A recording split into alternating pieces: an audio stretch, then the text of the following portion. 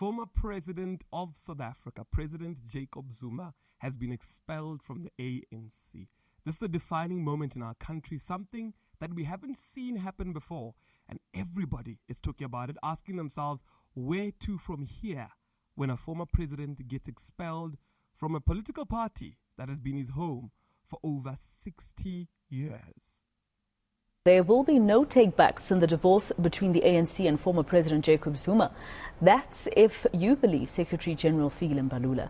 A three-day ANC-NEC meeting is underway in Boksburg. It's the first time the party's top leadership is meeting since their disappointing showing in the 2024 general elections. The rise of the MK party led by Zuma is, of course, part of the reason the ANC dropped below the 50% mark this year. The matter is closed. Zuma is expelled. He's not a member of the ANC. As we speak, we have moved from suspension to expulsion, and we have followed every step in terms of guided by our constitution. If you want to challenge that, he can. If you want to appeal it, it's within his right. But he's not our member, and we're not going to repeat ourselves about it. It's done. He can lead what he leads at the present moment, which today, by the way, we are challenging it in court. It's our trademark. We'll challenge it till the end. We're in court appealing that decision. Jacob Zuma. We have never met with Zuma except in the DC through Tony Ngeni since the election. So we don't know what he stands for. Through his appointed representatives.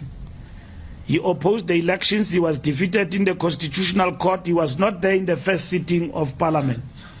Now, you say we must work with Zuma. What does Zuma stand for?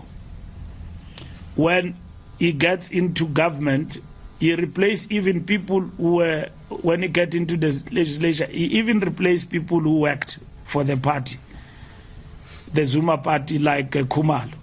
Replaced them with Hlophe. People who never did the door-to-door. He went, so it's a coming together of friends of Zuma. You know that organization that was called Friends of Jacob Zuma. This so-called MK party is Friends of Jacob Zuma. He went and fetched his friend Hlophe, made him a leader there in Parliament. He made a ridiculous individual demands. The man is out of depth.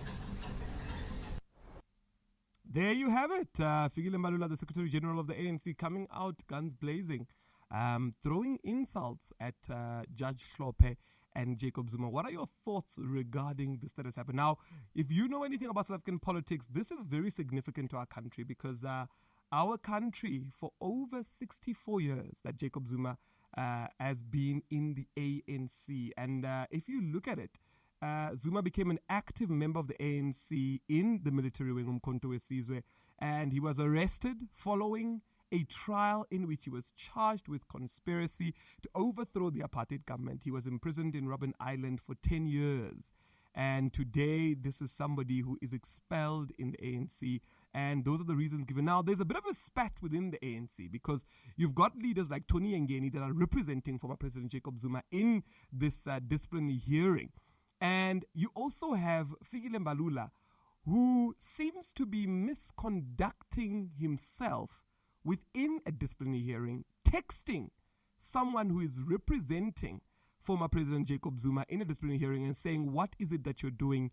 And I find this behavior to be a bit concerning. But take a listen to this and really analyze for yourself and ask yourself, is this the type of behavior we should be seeing? The National Disciplinary Committee finds that the charged member is found guilty of contravening Rule 25.17.17.4 of the ANC Constitution, read with subsection 2, for prejudicing the integrity or repute of the organization by acting in collaboration with a registered political party. A disciplinary hearing described as flawed by the former ANC President Jacob Zuma. Zuma wanted to meet them physically, look them in the eye and say, what is this? Let's debate it, let's discuss it as comrades, you see. But they denied him that opportunity. So I can go on and on. So his view is that this hearing was convened for optics, but the decision has been taken long ago that he must be expelled, come what may. Yengeni also claims that ANC Secretary General Fikile Mbalula attempted to intimidate him days before Zuma's hearing was held.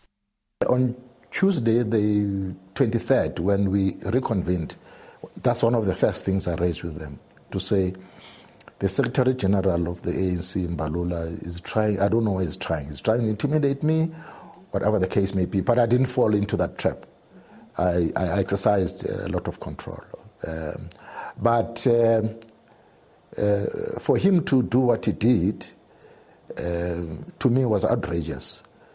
To send me texts in an ANC DC representing the church member, he sent me such texts, what are you doing? What am I supposed to do? If the former president asked me to represent him as a member of the ANC in good standing, that's part of the constitution of the ANC. Yengeni says there are numerous grounds to appeal the NDC's ruling. He describes the hearing as unfair, detailing a number of breaches of process. Well, there are so many grounds for an appeal. As a person who was in the process, was observing the process, was listening to the process, I can tell you for free that what you have heard from the DC and what the record of the meeting is or says, because that meeting fortunately was recorded from beginning to end, is completely different. So you will realize that there are instances, many instances where what they say in their statement and in their interviews is simply not true. One of those is there was a pre-hearing during the process. There was no such pre-hearing. I pleaded for it. I never got it. Yengeni says this is not the end of the road for Zuma and that the former ANC president is determined to deal decisively with this matter. Natasha Piri, SABC News, Johannesburg.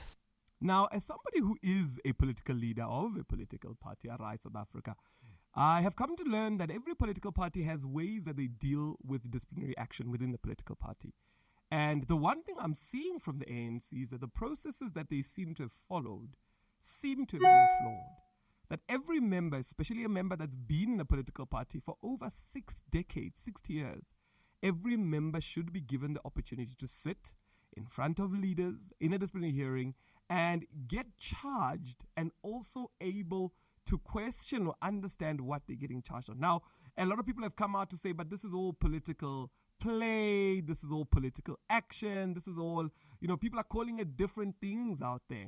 But the fundamentals remain that when a leader leaves a political party, it is important that they sit eye to eye with the leaders that are in that political party and have that conversation. And that conversation should be quite clear for one to have. But there are also other people that are saying, but there is no conversation to have because having lost government, the ANC is very upset and they're not willing to sit with somebody that cost them losing a majority. I want to know from you, what are your thoughts? What are you thinking? Now, it's very important to understand that Zuma himself has had a lot of issues with leaders within the ANC. And many of the times that he had these issues, they were addressed within the ANC. Things like the Guptas that we all saw, things like transgressions that we all saw, these things were addressed within the ANC.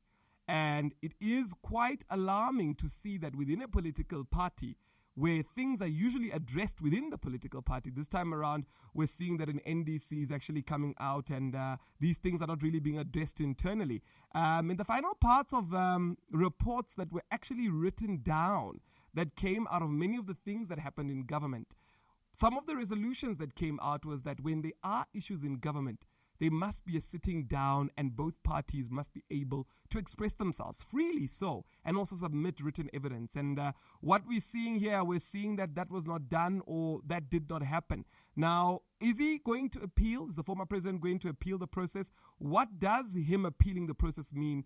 And there are also people that are saying, well, when you've been a part of a political system for over 60 years, it does beckon that you are somebody within that system that should be listened to when you've got these sort of complaints. Now, it's important to also note that senior members of the ANC have also left the political party and they have joined the MK party. And it is quite interesting to understand what is actually going on in South Africa in terms of political landscape. Now, a lot of people have been asking the question to say, where to from here? What are we going to see? Why is this happening? What is the action telling us? And I think the most fundamental thing that anybody can really see in our country is that the state of democracy has changed.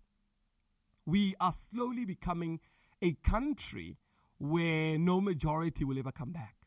It forces each and every one of us to be active in politics, to understand politics, to raise our voice, and to ensure that we don't only participate, but we also understand how processes and procedures work. But what it's also bringing us to is beginning to look at the politics within a party. To say, when we look at the political system in South Africa, it only seems like politics is politics when voting happens in the country. And really, politics is politics within the party before it becomes politics in the country. And I think these are some of the dynamics that are coming out to say, how does a party deal with matters within the party? How does a party move forward with matters within the party? And these are important conversations that every single person should be having. Let me know in the comment section what your thoughts are regarding this action that has come out. What do you think the future is going to hold? And for those that have been saying, we have been missing you, where have you been? We have been missing you. I have been very busy and I've been releasing many a podcast, the For This Reason podcast. My guest today is the winner of the 40 Under 40 Africa Award in Real Estate and Development category. He's been recognized as a top education youth-owned brand in South Africa by Wits Business School. Where did you buy your first property? So I got into the real estate industry literally from like grade 11. I was the guy that used to put up the for sale boards. You make more money as an individual agent than you would running an agency. And these are some of the reasons why I'm making a lot of noise in the industry. I know a lot of big names won't like what I'm doing, but it's really disrupting the market a little bit. I get the agents to take 100% commission. How did you learn to lose to just say, oh, it's 7.5 million rand sale, let's go, let's put it on the market? There's a lot of blessing and wisdom that you get from doing free labor. The episodes that we've been releasing have been truly amazing, and I'm going to leave below the link to the For This Reason podcast. Go check them out. We had powerful, powerful guests. And on that podcast, we educate and we help you become better and understand how you can navigate them anyways. And we had a very inspiring interview with a young man who actually is doing so well in the property field, and he's really taking it by storm. Go have a look at that episode and let me know what your thoughts are. But thank you so much for joining us, and see you soon when we come back and we educate you on what is going on in our nation, South Africa. Thank you for joining me.